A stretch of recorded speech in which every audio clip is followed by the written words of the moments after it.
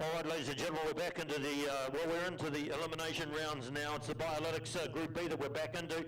The top 8 running order: Jason Reed, Greg Reed, and Hayden Wilson, Pip Thompson, Donna Thompson, and here's the slowest of the 8 qualifiers into it now. Jason Reed and Andrew Wells. They are the Naki boys with the eagle underneath them, and they'll be happy to be in this top 8. We aren't running a top 12 today. We are running a top 8, top 5, and top 3 to find our champions in each one of our divisions. The Boilytix Group Bs is what you're watching at the moment, and this is the slowest qualifier.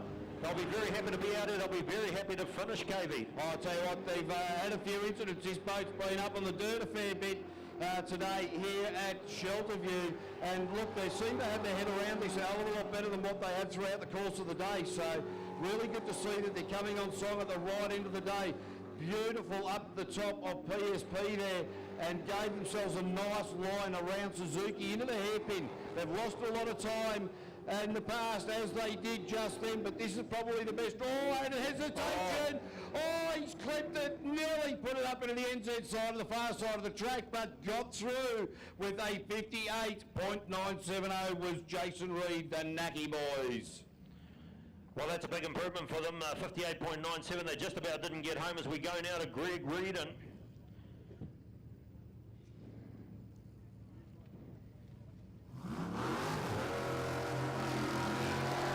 looking good there with 58.21 earlier on. Yeah, these guys are really doing a fantastic job here this afternoon. We're a little bit tentative in the early part of the day. Newcomers to the sport, and I like the way he goes about it. This bloke has certainly driven cars or something before. He's been involved in motorsport. We don't have a lot of information. He's just gone the wrong way, and that will cost him plenty.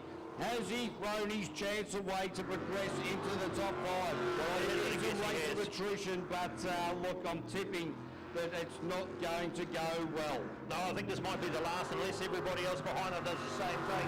He is only the 7th fastest qualified, Greg Reed and Dawn Oob out there now, but this is their first season. They find themselves in elimination round number 8, so they'll be pretty happy to be there. But yes, one navigational error in here, you can throw the championship round away. And ladies and gentlemen, boys and girls, Wanganui supporters, how about give them a big round of applause. This Inglewood team is maybe that is the last time we see them. Let's have a look at the time, Kate. Oh, that was a 64.394. So the teleprompter up here, Ruben, he's doing a fantastic job. I tell you what, he is doing a great job. And it's his birthday too. Happy birthday to Ruben. We'll wish him happy birthday after we see Hayden Wilson, White Noise. This boat has had some major issues throughout the day. It has been hopping and popping and making all sorts of weird noises that generally come out of the orifices of human beings, and this one making all sorts of issues throughout the day for them, but really starting to look good out there at the moment. But it's in this part of the track traditionally where they're getting the fuel starvation, so it looks as though at the moment they're sorting it out. Hayden Wilson in and out of that hairpin beautifully now, so I dare say we will see if they can keep this boat going, that this boat will progress into the top 5. Yeah, it's great to hear it actually sounding a little more on song now as we head around PSB Island. And boy, oh boy, they've really had some hard work to be done in the pits, but once again a good crew and a good heap of supporters got them home safely. That's a lot better run for them. Prior to this, they had a 56.51. We're going to be down in the low 50s for them. Well done. Give them a hand, ladies and gentlemen. Another good local crew. 52.208, so that is a big march forward for White Noise. Boy, they'll be happy with that. That's possibly going to find them in their top 5. Good luck to them as we go down to Pip Thompson now. Pip had a run of 53.89 earlier on. Pip and Poppy in the pitcher's box, boat number 20, facing the start of the green flag drops, and they are off. They've had a few issues in the hairpin parts of the track, the tight and twisty bits. The kidney twisters have caused the problems. So let's see how they transition through the 2 nuts here. They go straight through the middle. Nice drive through there for Pip Thompson. Poppy doing a fantastic job navigating. They should have the track deal on them completely. Bogged it down around the hairpin, but not as bad as we've seen in the past. They're really starting to come on song at this part of the day. Yeah, Poppy's one of the most aggressive navigators out there. If Pip doesn't listen to her, oh boy, there's a real helmet grab and a shake at the end of the run. And they've certainly got themselves sorted out now as we come through the final stages. Back through the middle we go. Hard around those last two islands and find themselves a straight run home once they get around between the All Firm and the Suzuki Island. There you are, past the Boilytix signs, and home, home, home we go for the ladies. Pip Thompson there with a 53.989. 53.989, so that's going to put her in second place at the moment behind Hayden Wilson. So these guys that are sitting right on the bubble now, as we look to Donna Thompson, it'd be our next competitor in the two breastboat. Yep. Four titties is what they call them.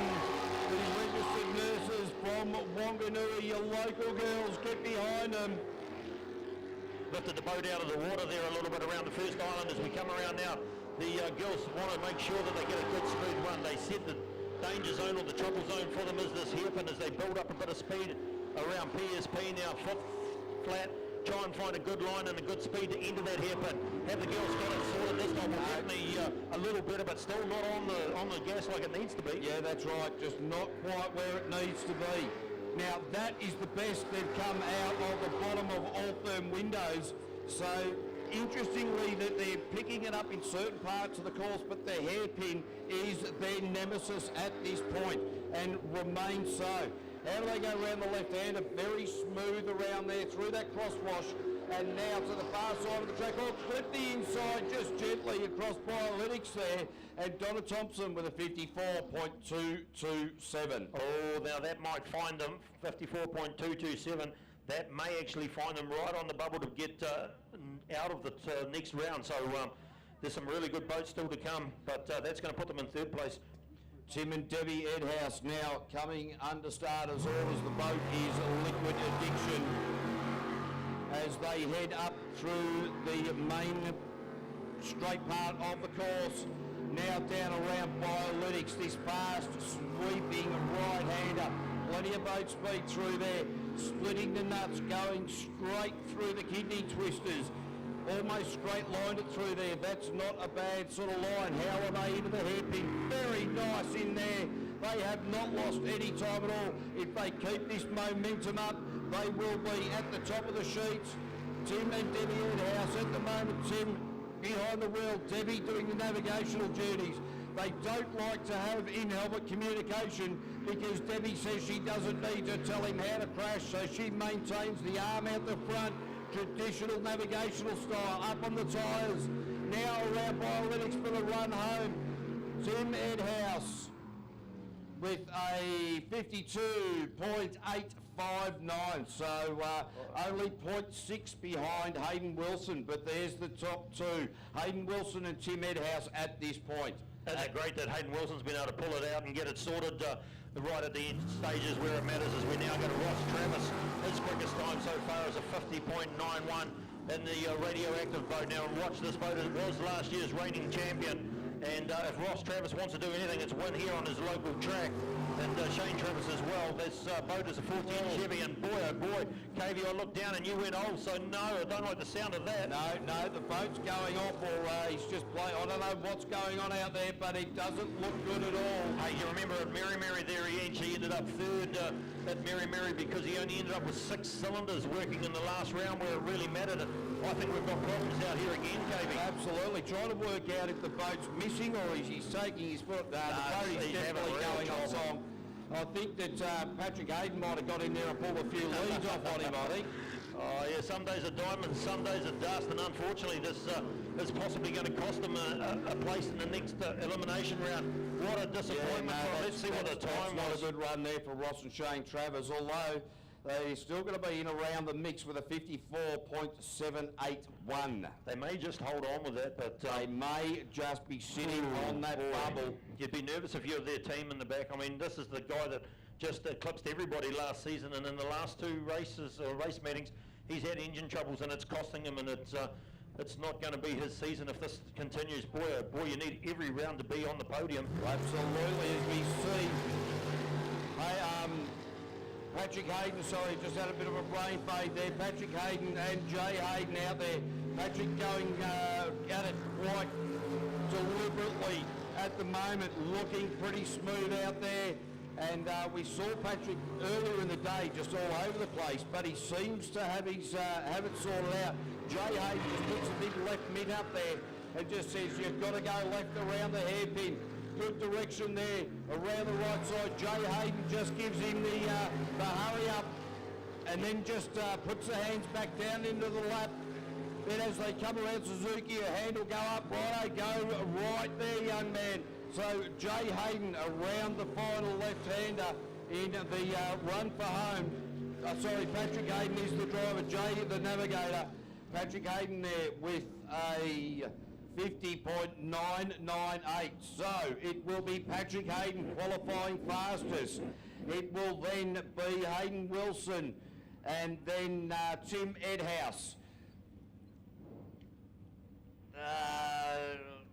It's too close for you to call, Yeah, no, we're going to have to wait for an official printout on that one. We'll be back to you very soon.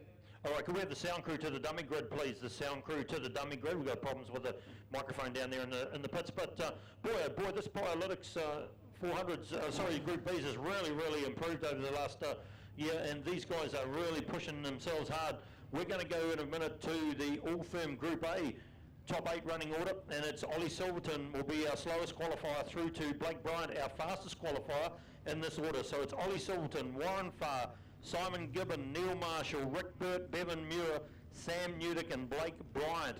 That's a tight competition, and any one of those competitors can end up being in the top 3 later on. So yeah, you could throw a blanket. There's only 3.5 seconds from Blake Bryant through to Ollie Silverton. So any miss is going to be